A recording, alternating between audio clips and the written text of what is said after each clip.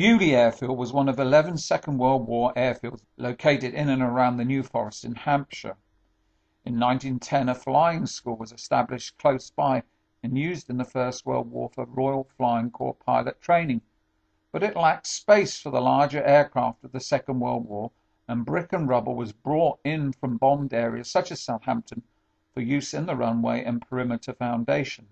The size of the site, together with its close proximity to the D-Day landings in France, made it the perfect location for the type of air cover necessary for troops on the ground.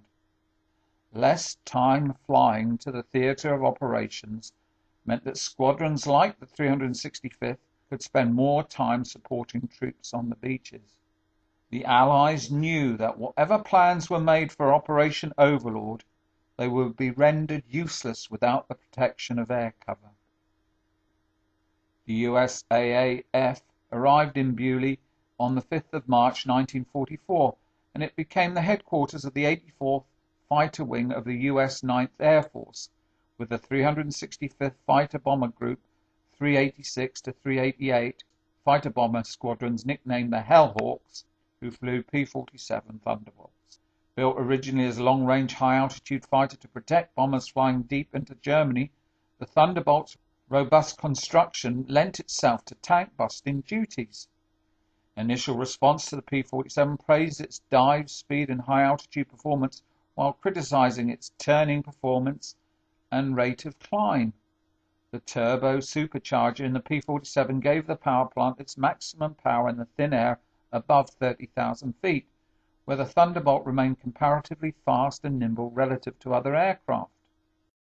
The time at Beaulieu was spent developing the fighter-bomber role necessary for D-Day. P-47 pilots learnt to carry two 500-pound bombs and developed the so-called skip bombing technique for difficult targets, for example, in railway tunnels. The P-47's survivability was due in part to its radial piston engine, which, unlike comparable liquid-cooled engines, had a tolerance for damage. The Thunderbolt's 8.5-inch machine guns were adequate against lightly armoured targets, although less so than cannon-armed aircraft of the day. In a ground attack role, the armour-piercing incendiary, and armour-piercing incendiary tracer ammunition proved useful in penetrating thin-skinned and lightly armoured German vehicles and their fuel tanks. Although the stay at Beaulieu was relatively short-lived, this should not in any way detract from the bravery and selflessness of the airmen that served their country.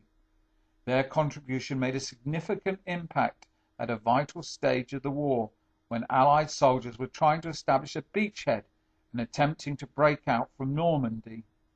One historian described their tenure at Beaulieu, saying they flew from the first ray in the morning to the last glimmer at night in support of their comrades. It was always part of their role as a ground support unit that as soon as space was made available, the earth-moving equipment would be transported abroad and the airfields built on the beaches if necessary to guarantee Allied troop air cover.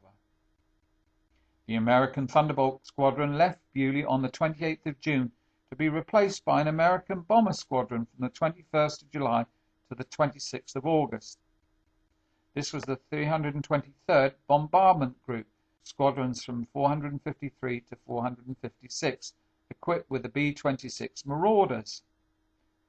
The history of the white-tailed B-26 Marauder Group began at MacDill Field, Florida.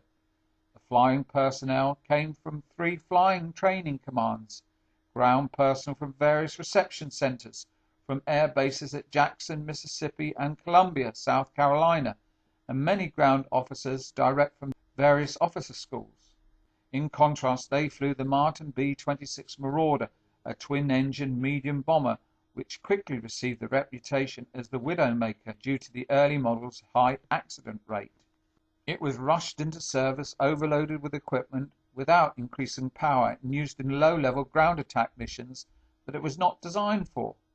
It experienced engine and propeller failures which contributed to its poor reputation, and it came under the scrutiny of the Truman Commission when a special military board grounded the plane. The second mission in the UK was an unescorted attack on a power station in the Netherlands, which resulted in the loss of the entire attacking force of 11 B-26s. Following this disaster, the UK-based B-26 force was switched to medium-altitude operations and transferred to the 9th Air Force, set up to support Operation Overlord. After more than 13 months at Earl's Cone, the group moved to a new location, Beaulieu Airfield, between the 18th to 21st by rail, air and motor transport. This move was intended to extend their range over western France. Life at Beaulieu was not much different from that at the old base. The weather continued so bad that the first mission could not be flown until the 18th of June. However, it was with the 9th Air Force that the B-26 proved its mettle. It became the first USAAF aircraft in Europe to operate at night and began precision attacks against bridges and transports.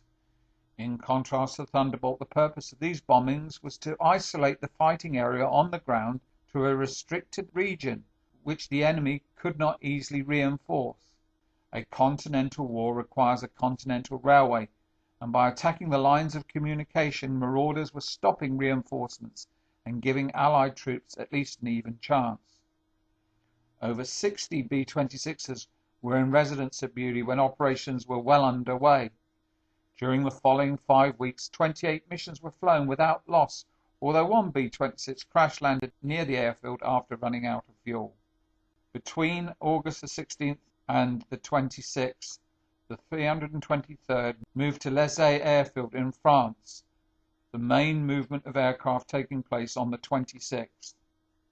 As they started operating from continental airstrips, they flew 29,000 sorties and dropped 46,430 tons of bombs for a loss of only 139 aircraft, and later would have the lowest attrition rate of any aircraft operated by the 9th Air Force. Unfortunately, there is no film of the 323rd at Beaulieu, so this record shows the squadron flying from Earl's Cone in Essex.